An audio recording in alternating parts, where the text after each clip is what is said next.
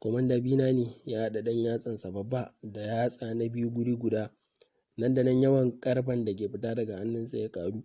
Tsagewar da katangar ta yi ta rufe a lokaci guda. Katangar ta ƙara ƙwari. Duk wata ƙawanya da ta yi sosai dai kaga ta daki katangar ta zube a ƙasa. Idan ta fashe ruwan zafin ya zuba a kan katangar sai kaga hayaƙi yana tashi. Amma dai duk da haka babu alamun wannan katangar ƙarfe za ta faɗi. A haka harin Micro Abbas ya ƙare bai taɓa rundunar Ururu ba. A ɓangaren Micro Abbas kuwa za mu ga ɗaruruwan taurari ne suka zuba a kan rumfar da Ahmad ya samar ta zare. A zahiri babu wata rumfa komai ƙwaranta da za ta iya tare girma da ƙarfin tauraruwa. Amma Ahmad yana da nagirinki kuma bai damu da abin da zai faru ba don ya tura taurari cikin duniyar nagirinkinsa. Yadda jan nagirinkin ta shafe tsaron haka kowace tauraruwa take ɓacewa daga zarar ta taɓa zaren.